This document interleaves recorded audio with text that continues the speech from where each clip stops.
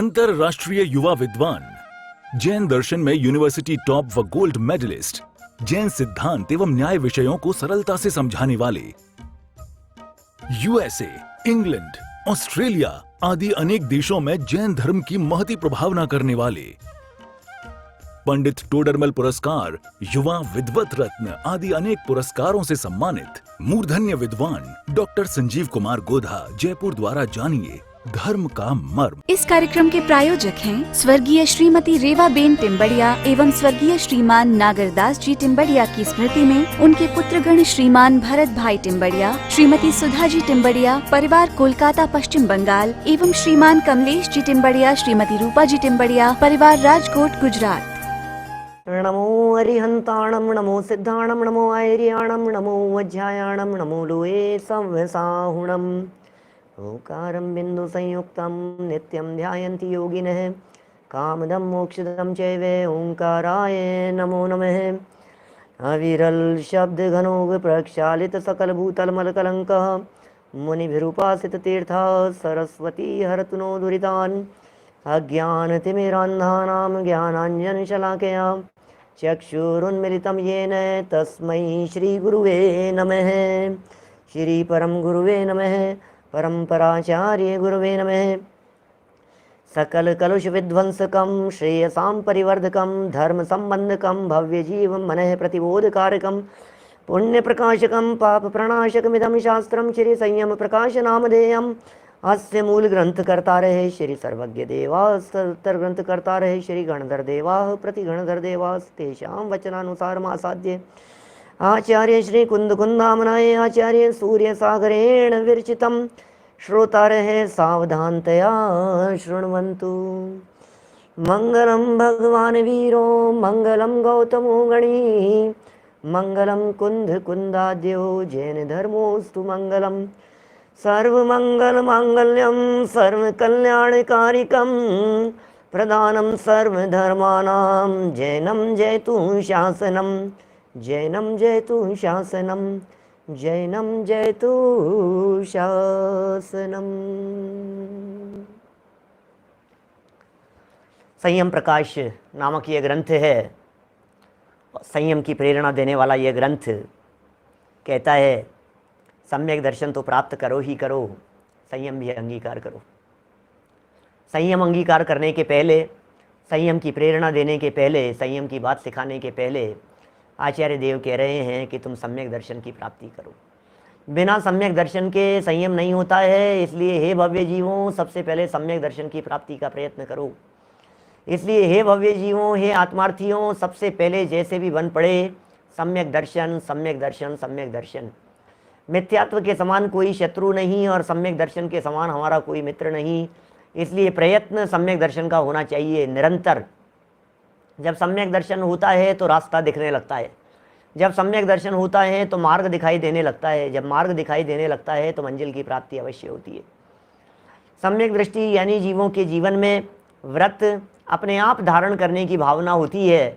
फिर व्रत भी धारण होते हैं, अणुव्रत भी होते हैं, अल्पकाल में महाव्रत भी होते हैं, श्रेणी चढ़ते हुए निर्वाण की प्राप्ति भी होती है। सम्यक दर्शन कितने प्रकार का है, सम्यक दर्शन की क्या स्थिति, क्या स्वरूप है, उसकी यहाँ चर्चा करते हुए व्यवहार सम्यक दर्शन देवगुरु धर्म के श्रद्धान का नाम है। देव का श्रद्धान, शास्त्र का श्रद्धान, गुरु का श्रद्धान। सच्चे देव कौन है, सच्चे भगवान कौन है, परमात्मा कौन है।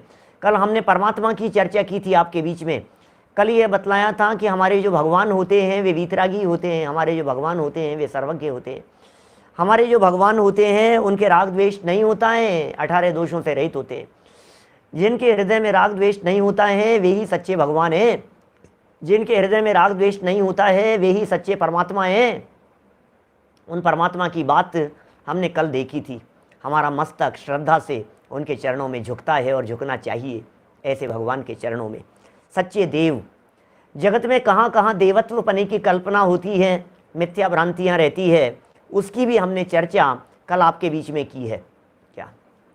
और अब आगे बढ़ रहे हैं सच्चे शास्त्र के संबंध में। आखिर सच्चे शास्त्र कौन से हैं क्या। पेज नंबर 20 पर चर्चा करने वाले हैं आज हम। सच्चे शास्त्र का लक्षण क्या है, शास्त्र कौन से सच्चे हैं? बहुत सारे लोग कहते हैं, पूछते हैं, पंडित जी कौन से शास्त्रों को पढ़ें, पंडित जी कौन से शास्त्रों को पढ़ें, सच्चे शास्त्र कौन से हैं? भैया किसी भी शास्त्र को पढ़ो, हमें कोई ऐतराज़ नहीं है, लेकिन शास्त्र की सत्यता के लिए कुछ कसौटी दी गई है। शास्त्रों में कुछ कसौटी दी गई है। शास्त्रों में कसौटी पत्थर दिया गया है, उस कसौटी पर कस करके देखिए। जब कसौटी पर कस करके देखते हैं तो सच्चे झूठे की पहचान होती है। जब कसौटी पर कस करके देखते हैं तो हमें पता लगता है क्या सच्चा है और क्या झूठा है, असली क्या है और नकली क्या है। अरे दुनिया भर में असली के नाम पर नकली माल भी बिक रहा है, मिल रहा है। दुनिया भर में कुछ बातें ऊपर से सच्ची जैसी दिखाई देती है और बाद में अंदर में मिलावट होती है।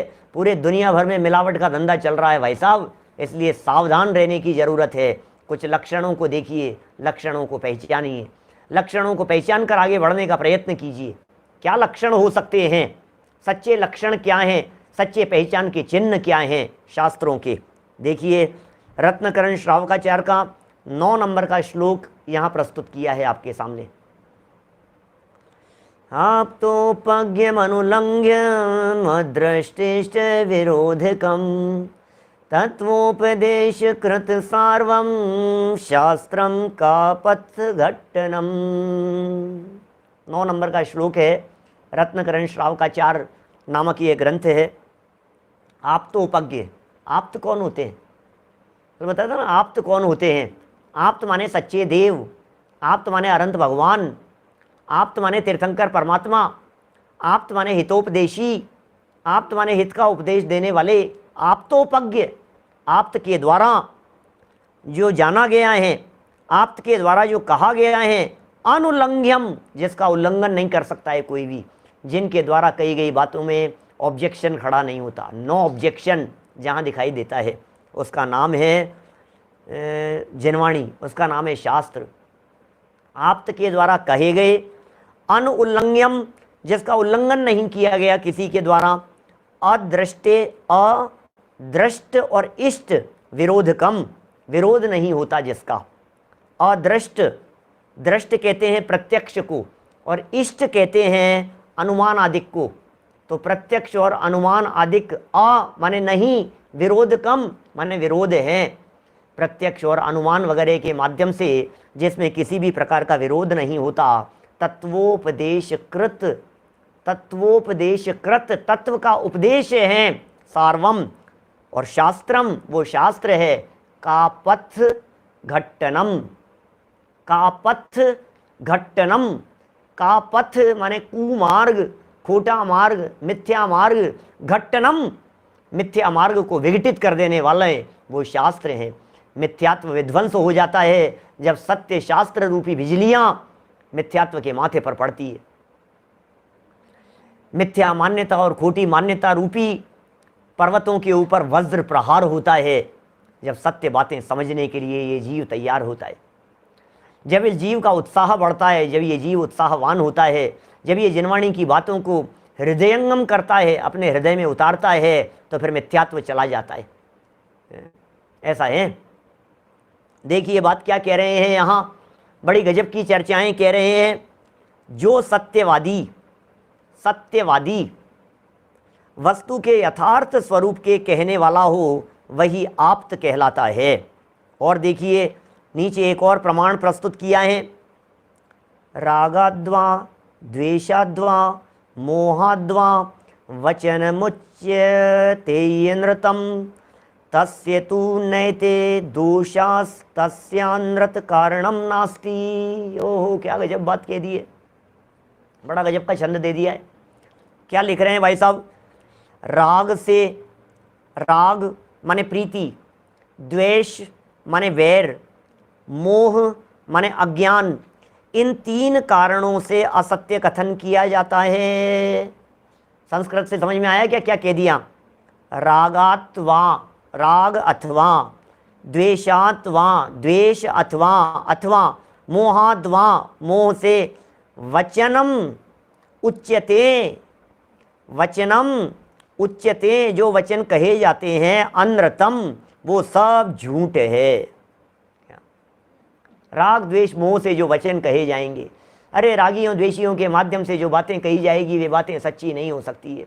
शास्त्रों की सत्यता का आधार है वीतरागियों के द्वारा कहा जाना। जो बातें वीतरागियों के द्वारा कही जाती है वे बातें सच्ची होती है, जो बातें रागियों के माध्यम से कही जाती है वे बातें सच नहीं हो सकती है। रागी व्यक्ति कितनी भी ईमानदारी से बात क्यों न कहे, रागी व्यक्ति कितना भी ईमानदार क्यों न हो, कहीं ना कहीं प्रभावित हुए बिना नहीं रह सकता है, कहीं ना कहीं प्रभावित होगा भाई साहब। रागी व्यक्ति तो प्रभावित होता है, बच्चों से प्रभावित हो जाएगा, परिवार से प्रभावित हो जाएगा, रिश्तेदारों से प्रभावित हो जाएगा, परिचित लोगों से प्रभावित हो जाएगा। कभी कोई संकट आ जाएगा तो उससे प्रभावित हो जाएगा, कभी कोई विपत्ति आ जाएगी तो उससे प्रभावित हो जाएगा। कभी डर के मारे झूठ बोल देगा, कभी घबराहट के मारे झूठ बोल देगा, कभी शोक संतप्त होकर के झूठ बोल देगा, कभी नींद में झूठ बोल देगा, कभी नशे में बोल देगा, कभी मायाचारी से बोल देगा, कभी लोभ लालच में आकर के झूठ बोल देगा, कभी घमंड में आकर के झूठ बोल देगा, बात को छिपा जाएगा। कोई व्यक्ति तारीफ कर रहा है, बोलिए कोई लेक्चरर हैं और उन्हें कोई व्यक्ति प्रशंसा करते हुए प्रोफेसर कह रहे हैं, कोई एमए हैं और उनकी प्रशंसा करते हुए कोई पीएचडी कह रहा है, तो मौन हो जाता है, बोलता नहीं है। बोलो, रागी व्यक्ति है कहीं ना कहीं प्रभावित हुए बिना नहीं रहता है। और इससे यदि उल्टा हो जाए, मान लीजिए आप पीएचडी हो और आपको कोई कहे कि नहीं नहीं ये ग्रेजुएट है, तो इसके अंदर आग लगती है, अंदर से अरे नहीं नहीं क्या बात कर रहे हो, ग्रेजुएट, मैं तो एमए पीएचडी हूँ भाई साहब, आप क्या बात कर रहे हो, आप मेरे को ग्रेजुएट कह रहे हो। अरे भाई ये रागियों की दशा ही इस प्रकार की है। इसलिए रागी व्यक्ति कितनी भी कोशिश करे, कहीं ना कहीं उसकी बात में 19वीं बात आए बिना रहती नहीं है, कहीं ना कहीं उसकी बात में गिरावट आ जाती है। कहीं द्वेष से बोल देता है, कहीं नाराजगी होकर के बोल देता है।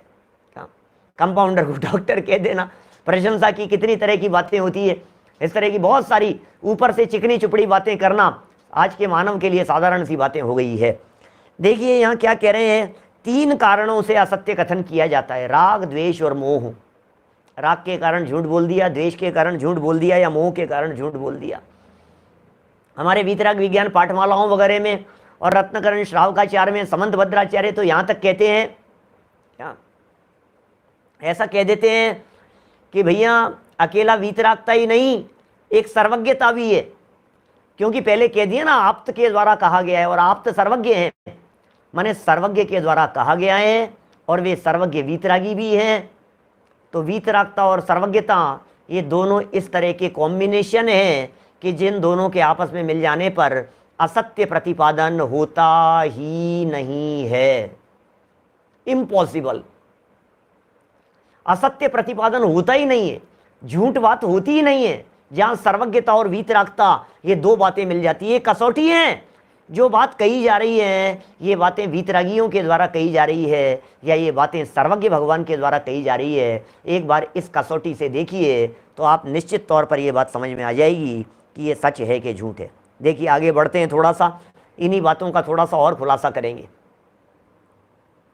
अतः राग, द्वेष और मोह रहित श्री जिनेंद्र देव ही सच्चे आप्त हैं। वे ही सच्चे आप्त माने उपदेशदाता। सच्चे आप्त कौन हैं? राग, द्वेष और मोह से रहित हमारे जिनेंद्र देव ही सच्चे आप्त हैं। उनकी दिव्य ध्वनि द्वारा जो प्रकट हुआ हो, उनकी दिव्य ध्वनि द्वारा जो प्रकट हुआ हो, जिसमें प्रत्यक्ष व परोक्ष प्रमाण द्वारा विरोध नहीं आता हो, क्या जिसमें प्रत्यक्ष विरोध नहीं आता हो, जिसमें परोक्ष विरोध नहीं आता हो, समझ में आ रही है? प्रत्यक्ष विरोध जिसमें नहीं आता, परोक्ष जिसमें विरोध नहीं आता है, जो तत्व का व्याख्यान करने वाले हों, वस्तु के यथार्थ स्वरूप का व्याख्यान करने वाले हो, मिथ्यात्व व अज्ञान ग्रसित कुमार्ग से बचाने वाला हो। बोलो कितनी बातें कह रहे हैं। और संसार के सब प्राणियों का हित करने वाला हो, वही सच्चा शास्त्र कहलाता है। मिथ्यात्व से बचाने वाले हों, अज्ञानता से बचाने वाले हों, विनाश से बचाने वाले हों, दुख से बचाने वाले हों, तकलीफ से बचाने वाले हों, खोटे मार्ग पर गमन करने से बचाने वाले हों, वे शास्त्र सच्चे शास्त्र होते हैं। कौन से शास्त्रों को सच्चा शास्त्र कहें भाई साहब? हर व्यक्ति ये कह रहा है मैंने किताब लिखी है, सच्ची बातें लिखी है सारी। हर व्यक्ति ये कह रहा है मैं जो कह रहा हूँ वो सच है, मैं जो कह रहा हूँ वो सच है। किसकी बातें सच माने? कौन सच्चा है और कौन झूठा है? किसकी बात माने हम? सच और झूठ का निर्णय तो कीजिए आप, कौन सच्चा और कौन झूठा। ये कह रहे हैं यहाँ पर, अज्ञान से जो ग्रसित हैं, ऐसा कुमार्ग, खोटा मार्ग, डूबते हुए संसार समुद्र में डूबते हुए जीवों को बचाने वाले यदि कोई हैं, वे हैं जिनेंद्र देव और उनकी वाणी, वे हैं वीतरागी शास्त्र, वे हैं सच्चे शास्त्र। बचाने वाले हैं संसारी प्राणियों का जितना भी अहित हो रहा है, संसारी प्राणियों के होने वाले अहित से बचाने वाले हैं, पाप से बचाने वाले वे सब शास्त्र हैं। इसके विपरीत तो सारे दुनिया भर में क्या क्या चल रहा है भाई साहब, अब किसकी बात करें।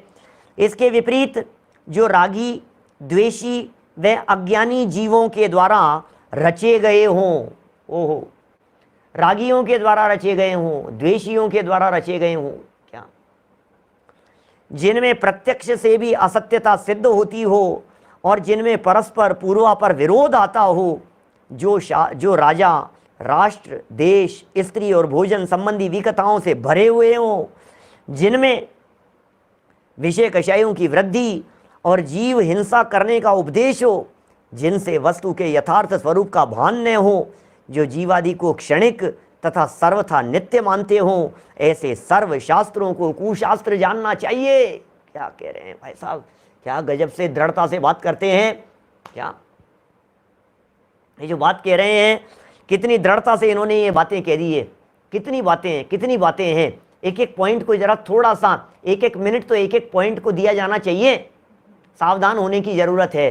कितनी किताबें छप रही है आप देखिए। एक तो पुराना ज़माना था, प्रतिलिपियाँ हुआ करती थी, उन प्रतिलिपियों के लिए आदमी बिठाए जाते थे, एक एक ग्रंथ की 10-10, 5-5, 15, 20, 25 प्रतिलिपियाँ होती थी और जगह जगह उन्हें पहुँचाया जाता था, बहुत बहुमान पूर्वक उन्हें विराजमान किया जाता था, कितनी सावधानी उसमें रखी जाती थी।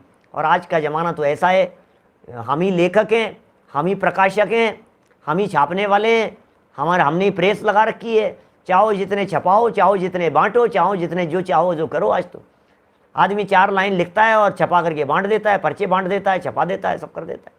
पढ़ने वाले भी मिल जाते हैं, सुनने वाले भी मिल जाते हैं, क्या करो भैया। ये जनवाणी की बातें हैं, यदि निर्णय पूर्वक नहीं चलेंगे तो बहुत बड़ी मुसीबत हो जाएगी।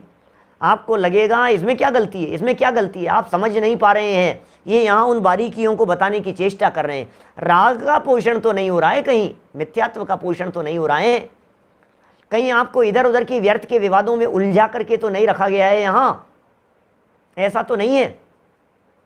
जितने पॉइंट यहाँ दिए हैं, इन पॉइंट्स को जरा एक बार देखना। इसके विपरीत जो रागी, द्वेषी, अज्ञानी जीवों द्वारा रचे गए हों, हैं ऐसे शास्त्र आपको दिखते हैं दुनिया भर में, रागियों के द्वारा लिखे, कुछ भी लिख दिया उसने। खुद कितना समझता है पता नहीं, 4 बातें पूछो तो प्रश्न का जवाब नहीं दे पाता है, खुद ही रागी द्वेषी है, झगड़ा है, द्वेष बुद्धि है मन में। आज कितना ही साहित्य ऐसा रचा जा रहा है जो निषेधात्मक बुद्धि से रचा जा रहा है। आज कितना ही साहित्य ऐसा है जो विरोध में रचा जा रहा है, इनके विरोध में, उनके विरोध में, व्यक्तिगत विरोध में, पंथ के विरोध में, संप्रदाय के विरोध में, लोगों के विरोध में, व्यक्तिगत राग के कारण, व्यक्तिगत द्वेष के कारण कितना साहित्य आज ऐसा रचा जा रहा है जिसमें व्यक्ति महिमा बढ़ चढ़ करके आ रही है। बोलो कितने ही लोग ऐसे मिलते हैं जो ये कहते हैं, अरे यार आप यदि कुछ भजन वजन लिखते हो तो आप तो इनके लिए लिख दो, इन महाराज के लिए लिख दो, इनके लिए लिख दो, इन देवता के लिए लिख दो, इन परमात्मा के लिए लिख दो, इन संत के लिए लिख दो, इन साधक के लिए। आप तो देखो, फिर देखो आप क्या चमकते हो। आप सबके अपने अपने स्वार्थ सिद्धि के लिए सब कुछ यही चल रहा है। उनमें बातें क्या लिखी गई है, बस उनकी महिमा, उनका गुणानुवाद, उनकी भक्ति, उनकी पूजा, उनके लिए लिख दो आप, बस आप लिख दो, फिर हम चलाएंगे, बस फिर यही चल रहा है। कितनी सावधानी की जरूरत है। छप भी जाता है और पहुंच भी जाता है। व्यक्तिगत विरोध में धर्म को भूल जाते हैं जितेंद्र जी साहब, बिल्कुल ऐसा ही हो रहा है। नहीं पंडित जी, बात तो सच्ची कहते हैं, लेकिन कौन से पंथ वाले हैं ये बताओ। अरे गजब हो गया, जब बात सच्ची कह रहे हैं तो फिर कौन से पंथ का क्या सवाल है।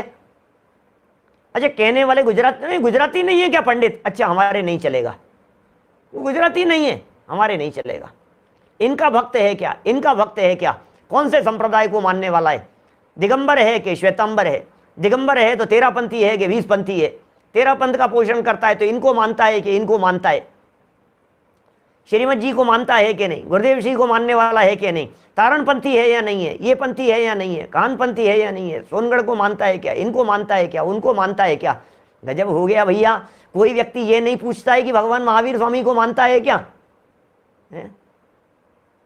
हम पंथ संप्रदायों में बट करके ही रह गए हैं, इन्हीं झगड़ों में बट करके रह गए हैं हम। आप इनको मानोगे तो हम तुम्हें मानेंगे। अरे गजब हो गया है यार, क्या बात कर रहे हो आप। कौन व्यक्ति किन्हें मान रहा है और किन्हें नहीं मान रहा है, ये कोई नहीं पूछता है कि आप वीतरागी संतों को मानते हैं या नहीं मानते हैं। ये कोई नहीं पूछता है कि आपको सर्वज्ञता के ऊपर भरोसा है या नहीं है। ये बात कोई नहीं पूछता है कि आप वीतरागी सर्वज्ञ के उपासक हैं या नहीं है।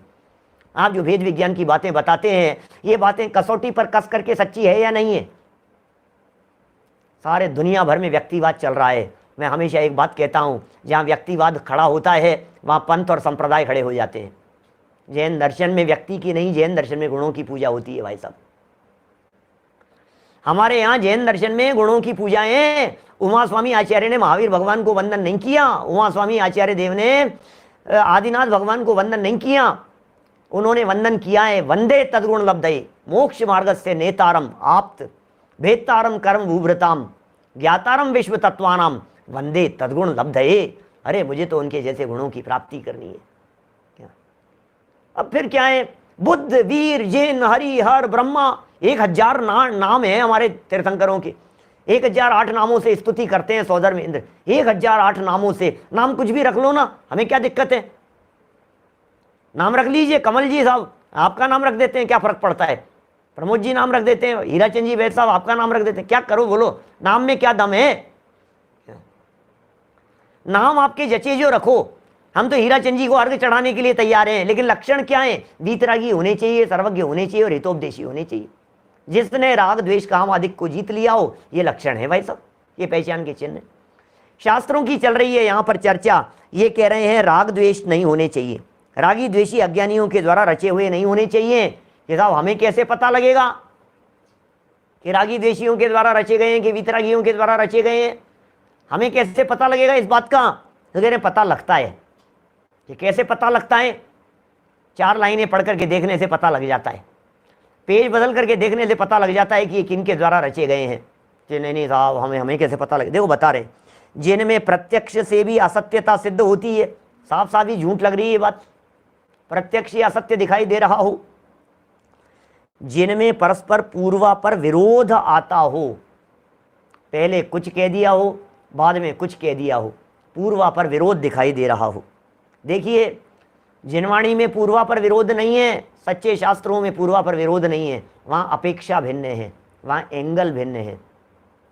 जो राजा, राष्ट्र, देश, स्त्री और भोजन संबंधी विकथाओं से भरे हुए हों, राजकथा, ये सब विकथाएं हैं, ये सब व्यर्थ की चर्चाएं हैं, इनसे भरे हुए शास्त्र मिलेंगे आपको कदम ऐसे। अरे वो शास्त्र थोड़ी ने राजा महाराजाओं की चर्चा करने वाले, वे शास्त्र थोड़ी ने जो स्त्री की चर्चा कर रहे हैं, जो देश की चर्चा कर रहे हैं, जो भारत की, जो अमेरिका की भौगोलिक स्थिति को बतला रहे हैं, वो कोई शास्त्र थोड़ी ने। भोजन कथाओं की चर्चाएं जिसमें की गई हो, भोजन के प्रति आसक्त बनाने की प्रेरणाएं जिसमें दी गई हो, उन्हें हम सच्चा कैसे कह सकते हैं।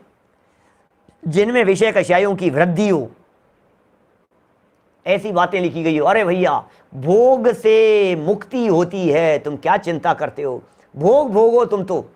जब आपको भोग निशंकता से मिलते हैं तो फिर व्यक्ति अपने आप उससे विरक्त हो जाता है। भोग ही मुक्ति के साधन है। मन में आए जितने भोगों को भोग लीजिए, एक क्षण ऐसा आएगा आप उससे विरक्त हो जाओगे। गजब हो गया है यार, भोग से मुक्ति की बात कर रहे हो आप, भोगों की प्रधानता की बातें लिख रहे हो, ये बातें सच्ची कैसे हो सकती है। इस कार्यक्रम के प्रायोजक हैं स्वर्गीय श्रीमती रेवाबेन टिम्बड़िया एवं स्वर्गीय श्रीमान नागरदास जी टिम्बड़िया की स्मृति में उनके पुत्रगण श्रीमान भरत भाई टिम्बड़िया, श्रीमती सुधा जी टिम्बड़िया, परिवार कोलकाता पश्चिम बंगाल एवं श्रीमान कमलेश जी टिम्बड़िया, श्रीमती रूपा जी टिम्बड़िया, परिवार राजकोट गुजरात।